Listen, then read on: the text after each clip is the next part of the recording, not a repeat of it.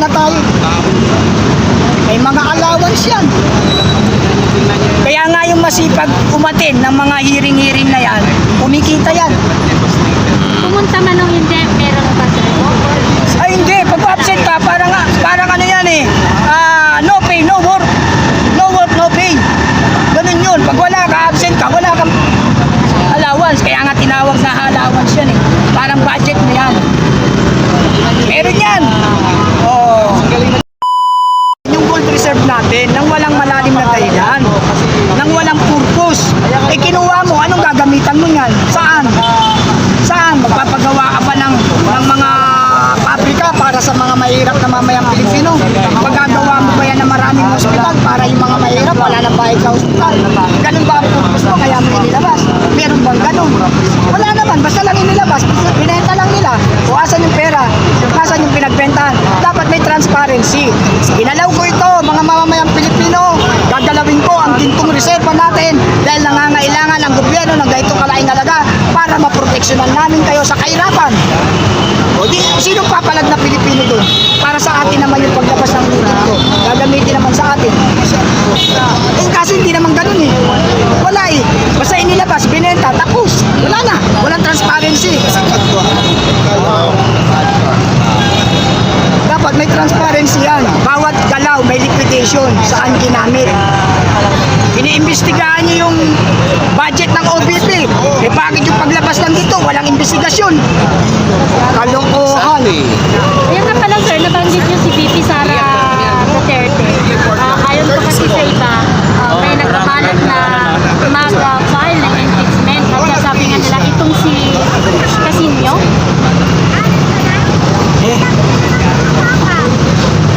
Hindi ako politiko ha, hindi rin ako abogado.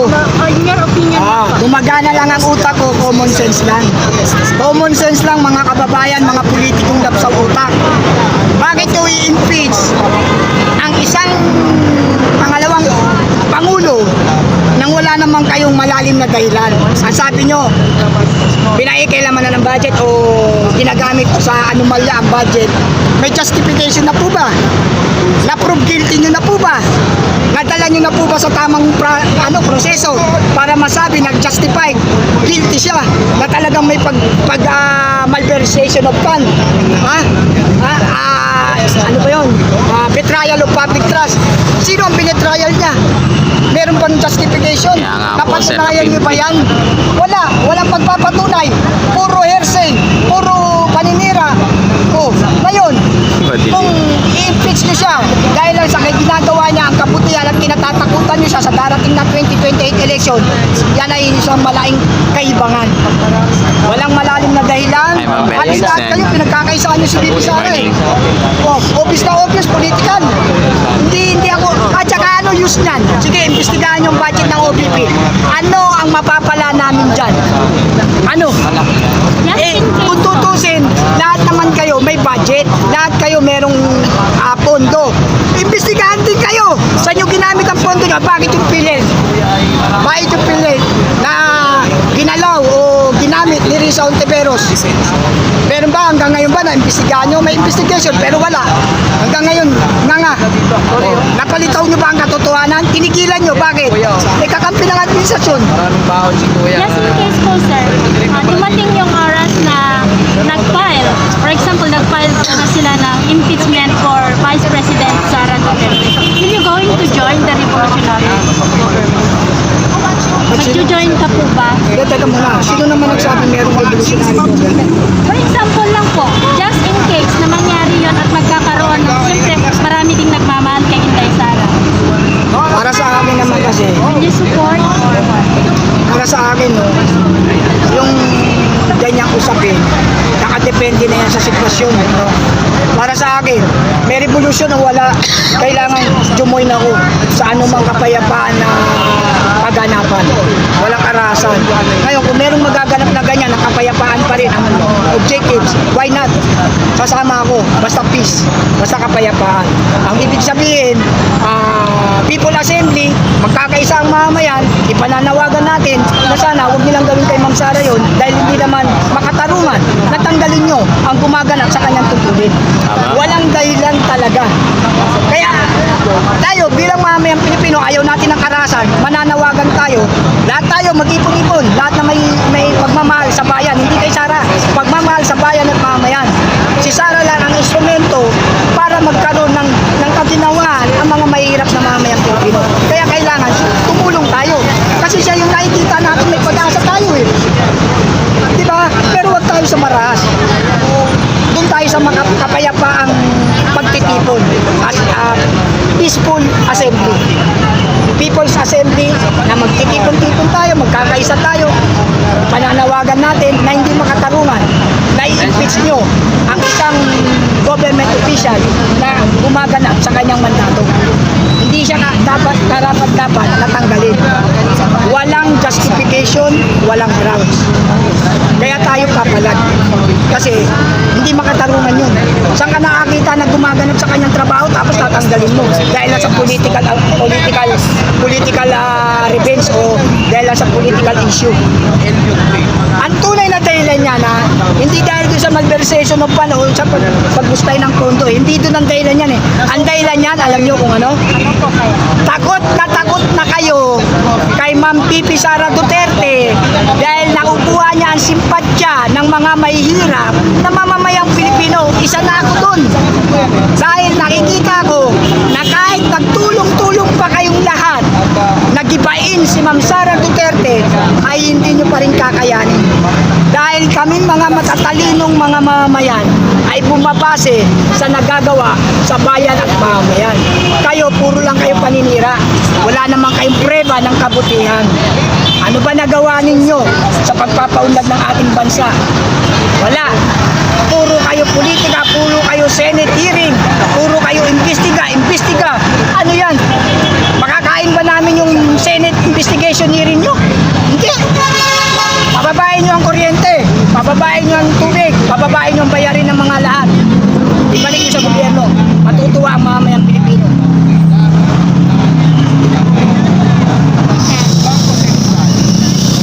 Yun lang yun. Okay, alam nyo na yung mga itatanong nyo. Matagal na naman natin Itin pa ako. Tanong pa kayo yung mga issue.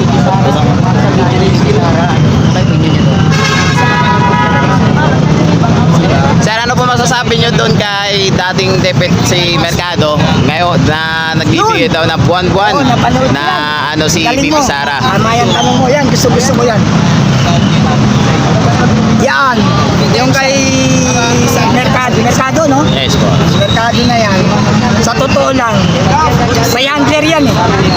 May umaawak dyan. Ah, May nag-utos dyan na gawa mo ng issue. Kasi gusto nila talaga sirain si Ma'am Pipi Sara Duterte. Gawa nyo ng issue yan. Ang big question mark dyan, ha? Nakita ko yung sobre, oh. May mga sobre. Ha? Kalokohan naman yun. Unang-una, number one question mark dyan. Si Ma'am Pipi Sara Duterte magbibigay ng 50K. For what purpose? Ha? Ano ebidensya niya? Yung pera na yun na nakalagay sa sobre? Yun ang ebidensya. Yes na po. Eh Ayun na kahit po. ako, pwede kong gawin yun. Lagyan ko ng 100,000. Sabihin ko, binigay ito ni Ma'am Sara. Para sa akin, wag lang ako mag-ingay. Pwede kong gawin yun. Oh, ano ang justification? Wala. Ang pinakamabigat na ebidensya, kasi criminology tayo, no? Ang pinakamabigat na ebidensya, ha? Sa presentation of evidence, ang pinakamabigat, yung tinatawag natin concrete evidence. Eh, yung kanya hearsay testimonial evidence lang eh. Oh, hindi ko naman i-consider na document evidence yun. Bakit? May firma ba si Ma'am Sara doon? Na this money is for your ganito? Meron ba? Pinirmahan ba ng Office of the Vice President na ito para sa'yo? May memorandum ba? Wala. O ano? Pera lang. Tike. Ilagay sa sobre. Ang dami. O, ayan. Ito binigay ni Ma'am Sara sa akin para ganito, ganyan. O. Ay asa ng concrete doon? Fabricated yun, hindi yung concrete. tanim ebidensya, wala yun. Hindi makukonsider yun. Ano po kasi? Kaya yung merkado na yan, may handler yan. Lumabas yan, hindi dahil sa kagustuhan niyang isiwalat yung karanasan niya, no? Wala siyang karanasang masama kay Ma'am Sara, kaya lang ginagamit siya ngayon parang attack dog. Ginagamit siyang attack dog. Kaya lang, napakababaw. Walang concrete evidence na may papakita o magpapatunay na involvement ni Ma'am Sara doon sa pera na yun. Wala.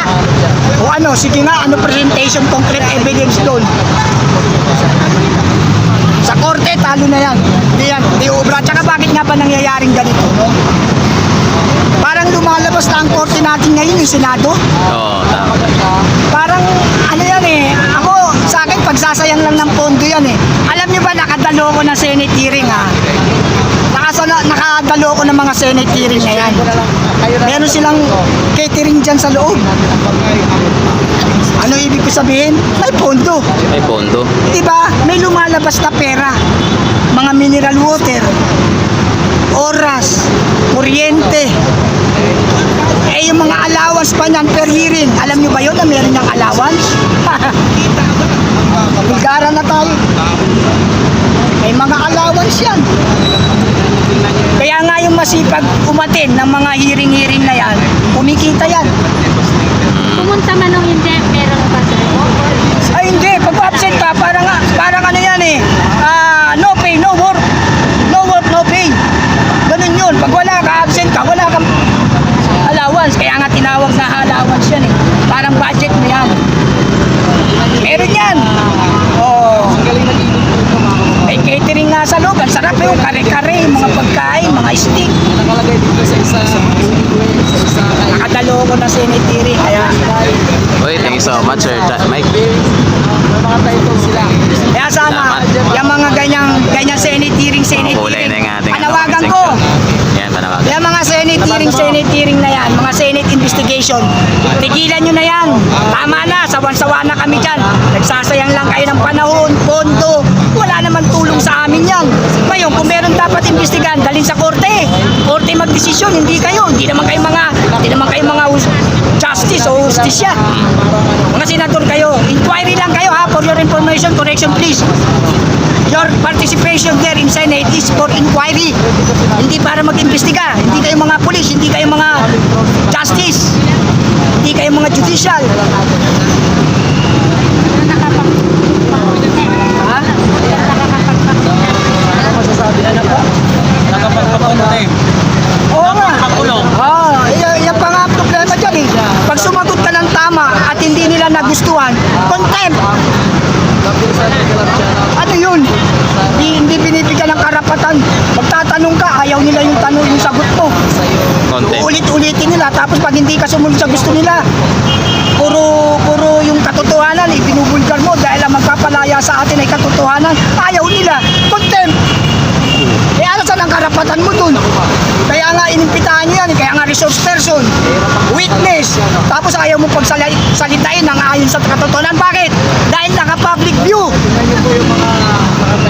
Kaya dapat, gawin na lang natin yan sa korte. Halimbawa, si Ma'am Sara may problema. Kasuhan nyo, dalhin nyo sa korte. Tapos ang usapan. Ba't nyo iniimbestigahan? Imbestigahan kayong lahat. Doon po sa mga away-away po nila sir na naka-live. Ano naman po masasabi niyo doon? Senator Pagbo, Senator, Congress. Sabi ko na kanina yan eh. Pero yan, tungkol dyan, dapat hindi nila pinapakita yan. Kasi unethical yan eh.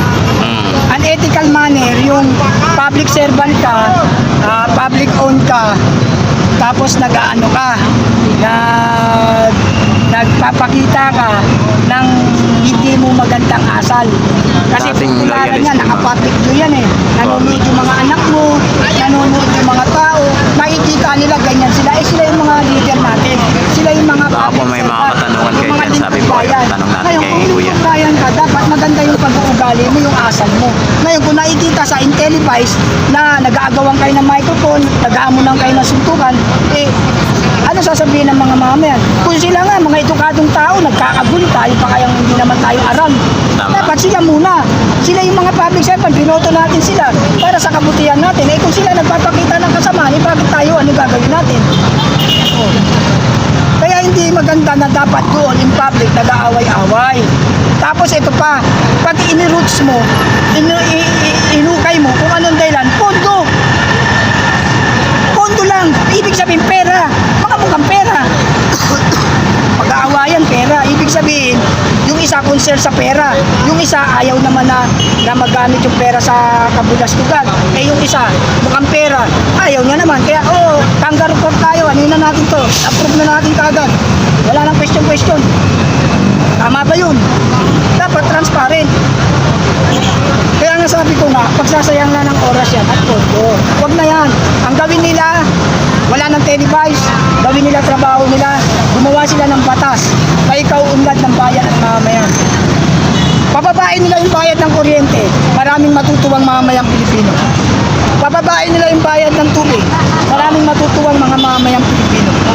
Pababain nila ang presyo ng bigas, maraming matutuwang mamayang Pilipino. Pababain nila yung bayarin ng mga bilihin, maraming matutuwang mamayang Pilipino. Dahil makakatulong sa atin. Ngayon, yung Senate investigation, tanungin ko po kayong lahat, yan ba makakabuti sa mga tiyan natin? Nakakabuti ba yan sa ating mga status ng pamumuhay natin? Nakakasama. Di ba? Tama ka, Brad. Nakakasama lang. Kasi nakikita, pinag-aawayan, pondo eh. Iniimbestigahan, pondo. Eh sila din naman, may pondo. Para bang kagaguhan lang eh. Imbestigahan kita kasi hindi ka administrasyon, kalabang ka namin. Imbestigahan kita pero ako hindi ah. Nakatago yung pondo ko, akin to. Ikaw lang imbestigahan namin kasi kalabang ka namin. Sir, anong masasabi mo doon na mayroon pala daw natitira ngayon sa pondo ng government na 1.6 trillion na ata, kung hindi ako nagkakamali. Bakit nag-uutang pa? Eh, meron pa naman pala tayong natitirang 1.6 trillion. Alam mo, malalim na ba ano yan eh, malalim na usapin yan. Sa totoo lang, kaya sila umutang. Kasi darating ang pagkakataon, hindi naman sila habang buhay sa gobyerno. Pagbaba nila, yung utang na yun, sa susunod na Pangulo na, hindi na sila habulin na. Pero napakinabangan nila. Kumbaga, mautak eh. Gagamitin nila yan, ilalabas nila yan, hindi wala namang project. Walang problema kung may project. Good. Kung may project. Eh kung wala, bakit ka nangungutang? Inuutang mo, ang purpose mo ano? Di ba para sa pagpapaunlad? Umunlad pa. Saan napunta? Sa kanila din. At saka maraming purpose ang utang ngayon. Muutang sila kasi na malapit ng eleksyon. Kailangan nila ng malaking pondo. Lalo ngayon, gewang-gewang sila. Maraming mga mamayang Pilipino gising na. Alam na hindi ka pala namin iboboto, ganyan pala ginawa mo. Ngayon, kailangan ng malaking pera. Hindi mo ko boboto. Ito, 10,000. Hindi mo ko boboto. Hindi, boboto na kita. Kung ang pera. Diba? Kaya kailangan nila ng pondo. Sir, bakit ang mga congressman, hindi ba sila pwedeng imbestigahan kung saan napunta yung kanilang pondo? Ano? Yung mga congressman, hindi ba sila pwedeng imbestigahan kung saan napunta ang kanilang mga pondo? Brad, napagandang tanong. Pwede. Kung ang mataas pa nga sa kanila, Office of the Vice President, iniimbestigahan ng pondo. Sila pa na congressman lang. Mas dapat silang imbestigahan dahil nasa kanila ang pondo. Kaya lang, hindi nga nila ginagawa yun dahil na pinatarget lang nila si Ma'am Pipi Sara. Dahil Ma'am Pipi Sara, in reality, is a big threat in 2028 national election. That is one reason why they are creating problems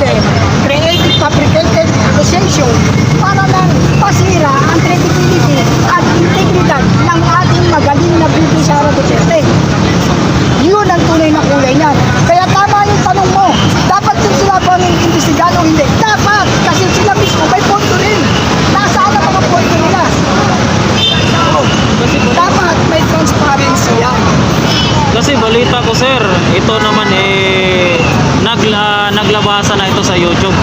Malaki daw kasi daw talaga ang pundo, lalo na yung kay Congressman na Kimbo. Nang wala namang nagagawa dyan sa project, wala naman siyang project dito sa kanyang nasakupan ngayon. Sa ano siya, di ba? Sa Marikina po. Marikina, di ba? Mm. Ito, ang Marikina, number 1 sa pinakahayan. Oh, yan. Wag ni Kimbo, magkano? Million.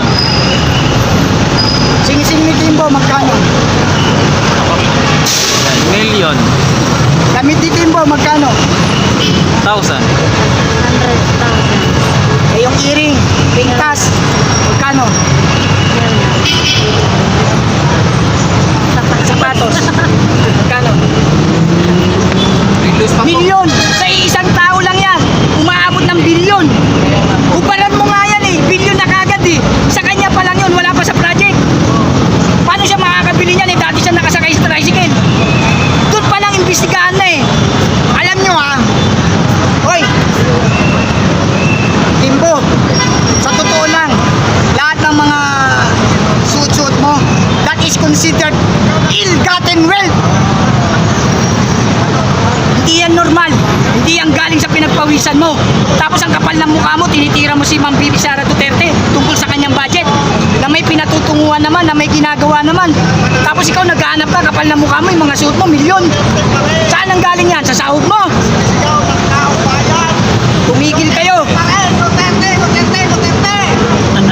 Tama ba, sir? Tama, sir. Tama po. Puta, isang kasuotan niya lang, bilyon eh. Oh. Yes, Ma'am Connie, nandito po si Sir Jim. Pwede yan dahil yan yung tinatawag na betrayal of public trust eh. Kasi hindi niya ginamit yung pondo niya para sa proyekto eh. Ginamit niya sa sariling luxury niya eh. Oh, si Abante ano, may bulletproof na sasakyan, pastor yan. Bakit ka natatakot, pastor ka? Patay na. Pag pastor ka, may tiwala ka sa Diyos. Bakit ka nagbu-bulletproof ng sasakyan? Kalokohan. Galing yung mandaya sa mga mamayang Pilipino. Pastor, ang pastor may faith in God yan. Eh bakit nasaan ang faith mo kung pastor ka?